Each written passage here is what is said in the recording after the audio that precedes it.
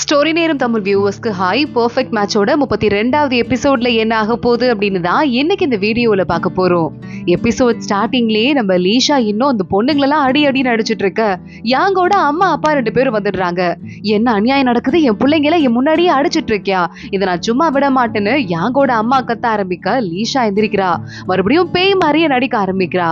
செத்து போனா என்ன நிம்மதியா இருக்க விட மாட்டீங்களா, மறுபடியும் சாமியாரை கூட்டு வந்து எதுக்காக செக் பண்ணிக்கிட்டே இருக்கீங்க, பிளீஸ் என்ன நிம்மதியா விட்டுருங்க அப்படின்னு அந்த இறந்து போன பொண்ணு பேசுற மாதிரியே பேசிட்டு டக்குன்னு மயங்கி விழுந்த மாதிரி ஒரு ஆக்டிங்க போட யாங்க பாக்குறான். அவளுக்கு பிடிச்சிருந்த அந்த பேய் விட்டு போயிடுச்சு போல, சீக்கிரமா டாக்டர் கூப்பிடுங்க, அவளுக்கு ட்ரீட்மெண்ட் பார்க்கணும் அப்படின்னு அவளை தூக்கிட்டு போக வைக்கிறான். யாங்க அவங்க அம்மா அப்பா கிட்ட நான் போய் டாக்டரை கூப்பிட்டு ட்ரீட்மெண்ட் பார்க்க சொல்றேம்மா அப்படின்னு அவனும் அப்படி குச்சியை வச்சு ஒரு மாதிரி பேலன்ஸ் பண்ணி நடந்து உள்ள போயிடுறான். யாங்க அமைதியா பாத்துட்டு இருக்கும் போதே வேலைக்கார பொண்ணு டாக்டரை கூட்டு வரவா அப்படின்னு கேட்க டாக்டர் வேண்டாம், நம்ம வச்சிட்டு இருக்கோம்ல ஒரு ரேர் பீஸ்டோட ரத்தம், அதை எடுத்துட்டு வாங்க, அதை வாயில ஊத்தி விட்டா எல்லாம் சரியா போயிடும் அப்படின்னு சொல்ல அதே மாதிரி ரத்தத்தை கொண்டு வராங்க. அந்த பாட்டில கையில எடுத்துட்டு போயிட்டு வாயில ஊத்தலாம் அப்படின்னு அவன் ட்ரை பண்ணும் போதே வேகமா லீஷா ஏஞ்சிடுறான். எனக்கு பேயும் பிடிக்கல ஒண்ணும் பிடிக்கலன்னு பார்த்தா அவன் கையில வச்சிருந்த பாட்டில்ல வெறும் தண்ணி தான் இருக்கு. தண்ணி வச்சுதான் என்ன ஏமாத்த பாத்தியா அப்படின்னு கேட்க என்னமா பேய் பிடிச்ச மாதிரி நடிக்கிற, சத்தியமா யாரா இருந்தாலும் நம்பி இருப்பாங்க தெரியுமா அப்படின்னு சொல்ல உங்களை மாதிரி ஆளுங்களெல்லாம் சும்மாவா ஏமாத்த முடியும், கொஞ்சம் கஷ்டப்பட்டு தான் ஏமாத்தணும், உன் அக்காலாம் உண்மையாவே ஒரு மனுஷியா நான் கேக்குறேன், இவங்களெல்லாம் நான் சும்மா விட மாட்டேன், கொலை பண்ணிருக்காங்க, கோர்ட்டுக்கு மட்டும் இழுத்த யாராலையுமே அமைதியா இருக்க முடியாதுன்னு சொல்ல போதும் நீ அடிச்ச அடியோடய இன்னும் எக்ஸ்ட்ரா தண்டனை கொடுக்க போறாங்க அப்படின்னு யாங்க சிரிக்க ஆரம்பிக்கிறான். ஆனா நாளைக்கு வந்து என் அம்மா உனக்கு ஒரு சரியான பாடம் கத்து கொடுக்க போறாங்க, நீ மாட்டின அப்படின்னு யாங்க சிரிக்க ஆரம்பிக்கிறான். லீஷா உடனே என்ன பண்றதுன்னு யோசிக்கிறா. லீஷா அடுத்த நாள் காலங்காத்தாலேயே ஒரு வண்டியில ஏறி உட்காந்துக்க அங்க யாங்கோட அம்மா வராங்க. கொஞ்சம் வெளியே வா, உங்ககிட்ட தனியா பேசணும், 1-2 அறை கொடுக்க வேண்டியது இருக்கு அப்படின்னு சொல்ல லீஷா எப்படியே எலியவே வராம வண்டிக்குள்ள நீங்க வாங்க அத்தை அப்படின்னு கூப்பிடுறா. நான் வரணும் அவ்வளவுதானே அப்படின்னு லீஷாவோட மாமியார் வேகமா வண்டிக்குள்ள ஏற அவங்க ஏறின அடுத்த செகண்டே வண்டி கிளம்பட்டும் அப்படின்னு லீஷா உத்தரவு போட்டுறா. வண்டியும் கிளம்ப ஆரம்பிக்குது. வேலைக்கார லேடிஸ் கூட யாரும் கூட வரல. என்ன பண்ணலான் இருக்கன்னு யாங்கோட அம்மா கத்திட்டு இருக்க. அத்தை நான் பெரியவங்களெல்லாம் ஒண்ணும் பண்ண மாட்டேன், உங்ககிட்ட ஒரு சில விஷயத்தை காட்டணும், அதை காட்டினா நீங்களே புரிஞ்சுப்பீங்க, அதான் கூட்டு போயிட்டு இருக்கேன் அப்படின்னு சொல்லிட்டு தூரமா இருக்கிற ஒரு ஊருக்கு போயிடுறா. அங்க நைட்டு நேரத்துல ஸ்டே பண்ணிக்கிட்டு இருக்கும் போதே லீஷாவோட மாமியார் பார்த்துட்டு என்ன இடத்துக்கு கூட்டு வந்துட்டு இருக்க, ஸ்ட்ரீட்லாம் அவ்வளவு குறுகலா இருக்கு, மேடு பள்ளமுமா இருக்கு, மாடு போட்ட சாணியா இருக்கு, எல்லா இடமும் இவ்வளவு நாத்தமான இடத்துக்குலாம் என் வாழ்க்கையிலே வந்ததே இல்லை அப்படின்னு அவ சொல்லிக்கிட்டு இருக்க. அங்க கொஞ்சம் எட்டி பாருங்களேன் அப்படின்னு லீஷா சொல்றா. இந்த வேலைக்கார பொண்ணு இறந்து போனால அவளோட வீடு இருக்க ஏரியா தான் இது. அங்க இருந்து இந்த பொண்ணோட டெட் பாடியை தூக்கிட்டு அவங்க அம்மா அப்பா அங்க இருந்து திருட்டுத்தனமா கிளம்புறாங்க. பாத்தீங்கல்ல, முறைப்படி அவளை அடக்கம் கூட பண்ணாம திருட்டுத்தனமா அடக்கம் பண்றாங்க அப்படின்னு லீஷா சொல்ல இதெல்லாம் சாதாரணமானவங்க வீட்டுல செய்யறது சகஜம் தானே, நிறைய பேர் பண்ணுவாங்க அப்படின்னு மாமியார் சொல்றாங்க. ஆனா இத்தனை நாள் நம்ம மேலேயே தப்பு சொல்றதுக்காக வந்தவங்க இன்னைக்கு திடீர்னு இப்படி பண்றாங்கன்னா யாரோ ஒருத்தங்க அவங்க மேல இருக்க தப்பு வெளியே தெரிஞ்சிடும் அப்படிங்கிறதுக்காக காசு கொடுத்து கலெக்ட் பண்ணிருக்காங்க, உங்களுக்கு அது கூட தெரியலையா அப்படின்னு லீஷா கேக்குறா. தன்னோட மகள்கள் மேலயும் மருமகன்கள் மேலயும் லைட்டா அவங்களுக்கே சந்தேகம் வந்துருது. லீஷா மறுபடியும் வீட்டுக்கு வரும்போது யாங்கோட 2 அக்காங்களும் வந்துட்டு என்ன பண்ணிட்டு இருக்க, எங்க அம்மாவை எங்க கூட்டு போன, நாங்களாம் உன்னை சும்மா விட மாட்டோம் அப்படின்னு கத்த ஆரம்பிக்க கரெக்டா அப்போ யாங்கோட அம்மா வராங்க. எனக்கு கொஞ்சம் மூச்சு அடைக்கிற மாதிரி இருந்தது, என் மருமகளோட வெளியே போயிட்டு வந்தேன், இப்போ என்ன என் மருமகளோட நான் எங்கேயும் வெளியே போக கூடாதா அப்படின்னு கத்திட்டு உள்ள போக உடனே அவ்வளவுதான் அந்த வில்லி பொண்ணு செம்ம கடுப்பாயிடுறா. நம்ம அம்மாவையே மயக்கிட்டா, இவளை ரொம்ப நம்ம குறைச்சு மதிப்பு போட்டோம் போல, சும்மா விடக்கூடாது அப்படின்னு ஆளுக்கு கத்த ஆரம்பிக்கிறாங்க. லீஷா நேரா உள்ள போயிடுறா. யாங்க பாக்குறா, என் அம்மாவையே பார்த்து ஏதோ பேசி சம்மதிக்க வச்சுட்டு வந்துட்ட, என்ன நடக்குதுன்னு எனக்கு ஒண்ணும் புரியல அப்படின்னு யாங்க சொல்லிக்கிட்டு, ஆனா என் அம்மாவை எனக்கு பிடிக்காது, நான் எவ்வளவோ எத்தனை நாளா அடிபட்டு கிடக்குறேன், ஒரு தடவையாவது என்ன வந்து பாத்தாங்களா, அவங்க பையன் அப்படிங்கிறதுக்காக அப்பப்ப எனக்கு சப்போர்ட் பண்ணுவாங்க, ஆனா நான் பெருசா எதுவும் சாதிக்கலங்கிறதால எனக்கு கண்டாலே உங்களுக்கு பிடிக்காதுன்னு சொல்ல, இங்க பாரு உன் அம்மா உனக்காக எவ்வளவு சப்போர்ட் பண்ணிருக்காங்க, இதுக்கு மேலே ஒரு அம்மா எப்படிடா பாசத்தை காட்டணும், நீதான் உருப்படியா இருந்திருக்கணும், ஆனா அந்த மாதிரி இல்ல, நீ எப்பதான் திருந்த போறியோ எனக்கு தெரியல அப்படின்னு லீஷா சொல்ல ஆரம்பிக்கிறா. என் அம்மாக்கு சப்போர்ட் பண்ணிட்டுலாம் என்கிட்ட பேசுற வேலை வச்சுக்காத அப்படின்னு சொல்லிட்டு மறுபடியும் கடுப்பாயிட்டு திட்ட ஆரம்பிக்கிறான் யாங்க. இங்க லீஷா யோசிச்சு பாக்குறா. அவங்க அம்மா கேட்டிருக்காங்க வண்டியில வரும்போதே, என் பையனை காப்பாத்துறதுக்காக அவன் பேரை நல்லபடியா மாத்துறதுக்காக இவ்வளவு கஷ்டப்படுற, அவன்கிட்ட நீ என்ன எதிர்பார்க்கற அப்படின்னு கேட்க லீஷா சொல்லிட்டு இருக்கா, எனக்கு கல்யாணம் தான் ஆனதும் ஆயிடுச்சு, அவனை நல்ல வழிக்கு கொண்டு வரது என்னோட கடமை தானேன்னு சொல்ல, அவனை நல்ல வழிக்கு கொண்டு வர போறியா, நான் எத்தனையோ வருஷமா ட்ரை பண்ணிட்டேன், அது நடக்கவே நடக்காதுன்னு சொல்ல, என்னால நடத்தி காட்ட முடியும் அத்தை, நீங்க ஒரே ஒரு ஹெல்ப் மட்டும் பண்ணுங்க, இந்த வீட்டோட ஒட்டுமொத்த பொறுப்பு சாவி கொத்து உங்ககிட்ட தானே இருக்கு, அந்த பொறுப்பையும் சாவி கொத்தையும் என்கிட்ட கொடுங்க அப்படின்னு சொல்லியிருக்கா. அதே மாதிரி இவனை எப்படியாவது சரி பண்ணா போதுன்னு அவங்க அம்மாவும் கொடுத்திருக்காங்க. அதை யாங்க கிட்ட காட்டிட்டு, இத்தனை நாள் நீ ஆடம்பரமா ஜாலியா இருந்தல்ல, இனிமே உன்ட்ட நான் எக்கச்சக்கமான சொத்து இருக்கலாம், கோடி கணக்குல பவர் இருக்கலாம், ஆயிடுறான். ஆனா ஒரு காசு வாங்குறதுனா கூட நீ என்ன கேட்டுதான் வாங்கணும்னு சொல்ல யாங்க செம்மையா கோவமாயிடுறான். அடுத்த நாள் காலை ஆகுது. யாங்கோட அசிஸ்டன்ட் மருந்து கொண்டு வந்து தர, வேணா எனக்கு வெளியே போடா அப்படின்னு யாங்க கத்த ஆரம்பிக்க அவன் நேரா திரும்பி நம்ம லீஷாவை பாக்குறான். ஏண்டா நான் வேணான்னு சொன்னா கூட அவளதான் திரும்பி பாப்பியா, நீ கூட என் பேச்சு கேட்க மாட்டியா அப்படின்னு யாங்க கத்த ஆரம்பிக்க மருந்தை வச்சுட்டு வெளியே போ அப்படின்னு லீஷா சொல்லிடுறா. பக்கத்துல வந்துட்டு குடிச்சுதான் ஆகணும் அப்படின்னு ஃபோர்ஸ் பண்ணி வாயில ஊட்டி விட்டுட்டு இருக்கா. யாங்க பாக்குறான், எனக்கு மட்டும் கால் சரியா போட்டும், உன்னை என்ன பண்ற பாரு அப்படின்னு சொல்ல, அதெல்லாம் வந்து பாத்துக்கலாம், இப்ப குடிடா அப்படின்னு வாயில ஃபோர்ஸ் பண்ணி மருந்தை ஊட்டி விட்டுட்டு இருக்க. முடியாது முடியாது அப்படின்னு யாங்க கத்த ஆரம்பிக்கிறான். கரெக்டா அப்ப அவங்க ரெண்டு பேரையும் பாக்குறதுக்காக நம்ம சீச்சியும் கூட ஒரு வேலைக்கார பொண்ணு வந்துட்டு இருக்காங்க. சீச்சி திரும்பி நின்னு சிரிக்கவே ஆரம்பிச்சிடுறா.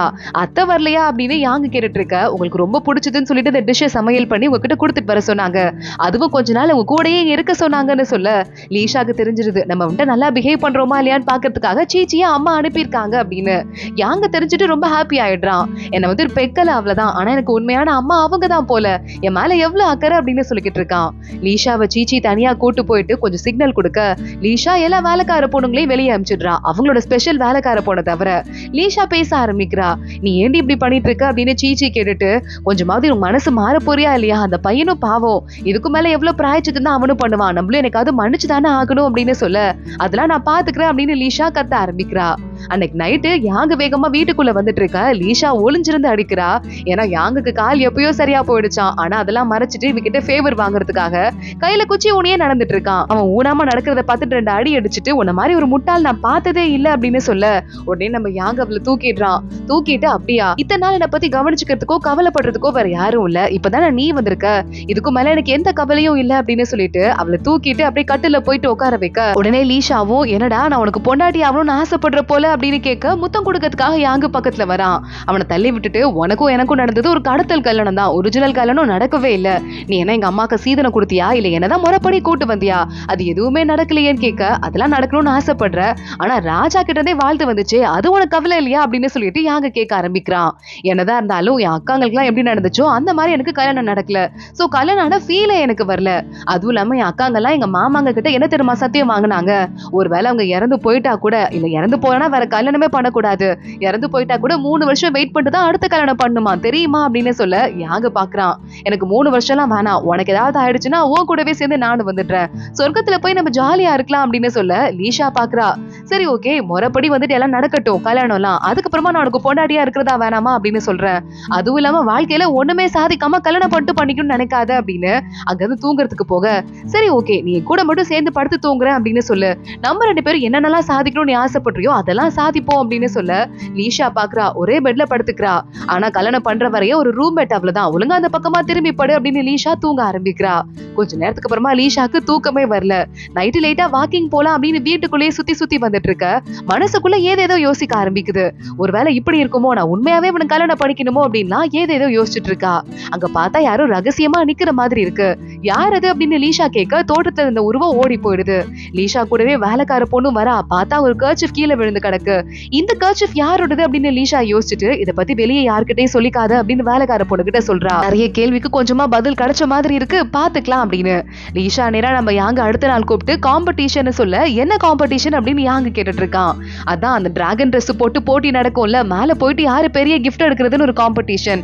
இந்த காம்படிஷன்ல ஒவ்வொரு வருஷமும் வின் பண்றவங்களுக்கு ராஜா ஒரு பெரிய கிஃப்ட் கொடுப்பாரு, அது மட்டும் இல்லாம அரசு பதவியும் உங்களுக்கு கிடைக்கும், நீ இதுல கலந்துக்கிற அப்படின்னு சொல்லிடுறா. இங்க அதே மாதிரி யாங்கோட அக்காக்கும் உங்க புருஷனுக்கும் நம்ம யாங்க இந்த காம்படிஷன்ல கலந்துக்க போறான்னு தெரியுது.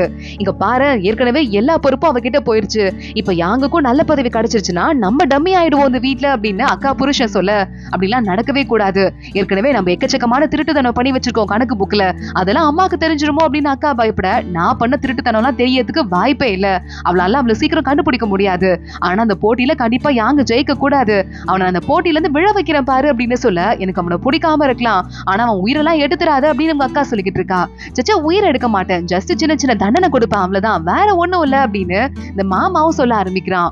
யாங்க போய் பிராக்டிஸ் பண்றான். அந்த டிராகன் ட்ரெஸ் போட்டுட்டு டேபிள் மேல எல்லாம் ஏறி பண்ணுவாங்கல்ல, அந்த காம்படிஷன் தான். நம்ம யாங்குக்கு சின்ன வயசுல இருந்தே ஹைட்னா கொஞ்சம் பயமா, அதனால பயந்து பயந்து அவன் பிராக்டிஸ் பண்ண ஜஸ்ட் ஸ்லிப் ஆகுறதே அவனுக்கு மயக்கம் வர மாதிரி இருக்கு. ஹைட்னா உங்களுக்கு பயம் இருக்கு, இதுல வேணா நீங்க கவனமே செலுத்தாதீங்க, வேற ஏதாவது பாத்துக்கலாம் அப்படின்னு அசிஸ்டன்ட் சொல்ல, இல்ல நான் தாத்தா இருக்கும்போது இந்த காம்படிஷன்ல அவர்கிட்ட ஜெயிச்சு பிரைஸ் வாங்கியிருக்கேன், டச் விட்டு போயிருச்சு அவ்வளவுதான், நான் பிராக்டிஸ் பண்ணியே தீருவேன் அப்படின்னு யாங்க சொல்லிக்கிட்டு இருக்கான். கரெக்டா அப்ப அவனோட பிரதர் ஒருத்தர் இருப்பான்ல அந்த பையன் அங்க வந்துடுறான். அண்ணா அந்த பொண்ணை பத்தி நான் கேள்விப்பட்டேன், சரியான குரங்காமே, அந்த மாதிரி ஒரு பொண்ணுக்காகவா நீ இவ்வளவு கஷ்டப்படுற, இறங்கி வந்துருன்னு சொல்ல அவனை கொஞ்சம் கூட கண்டுக்காம நம்ம யாங்க அடுத்த கட்ட வேலையை பார்க்க ஆரம்பிக்கிறான். கொஞ்சம் கொஞ்சமா பிராக்டிஸ் பண்ணிட்டு இருக்க சீச்சி அங்க லீஷாவை பாக்குறதுக்கு வந்துடுறா. இப்ப கரெக்டா வேலைக்கார பொண்ணு ஒருத்தி வந்து இல்ல சின்ன வயசுல இருந்தே அவருக்கு ஹைட்னா பயம், இதுல வேண்டான்னு சொல்லிருங்க அப்படின்னு சொல்ல லீஷா பாக்குறா. பயம் இருந்தா அவன் வேணா தானாவே வந்திருக்கட்டும், ஆனா நான் அவனை வர சொல்ல மாட்டேன், இதுல கலந்துகிட்டே ஆகணும்னு சொல்ல சீச்சி அது வந்துடி அப்படின்னு லீஷாட்ட பேச ஆரம்பிக்கிறா. நீ கொஞ்சம் வாயை மூடு அப்படின்னு லீஷா உள்ள போய் கதவை மூடிக்கிறா. காம்படிஷன் நாள் வந்துருது. ஊர் மக்கள்லாம் கூட்டமா வந்துட்டு இருக்காங்க. யாங்க ரெடி ஆயிட்டு இருக்கான். யாங்கோட அம்மா அக்காங்கெல்லாம் உட்காந்துட்டு இருக்கும் போது அந்த அக்கா இருக்காளே, கண்டிப்பா யாங்க இதுல ஜெயிக்க போறதே கிடையாது, கீழே விழுந்து மூக்கு முகர உடையதான் போகுது, யாருக்கு தெரியும், பெருசா அவமானப்பட்டு நம்ம குடும்பத்துக்கே கெட்ட பேர் கூட வரலாம் அப்படின்னு சொல்ல லீஷா முறைச்சிட்டு உட்கார்ந்துருக்கா. கவர்மெண்ட்ல இருந்து யாரோ ஒருத்தங்க அபிஷியல் வருவாங்களாம், அவங்க தான் நடக்கிற போட்டியை பாப்பாங்களாம். பார்த்தா இன்னைக்கு நம்ம ராஜாவே துணை மனைவி இருக்காங்கல்ல அந்த ராணியோட வந்திருக்காரு. 2 பேரும் ஒன்னா உட்கார்றாங்க. யாரு வரப்போறான்னு நினைச்ச ராஜாவே வந்திருக்காரு.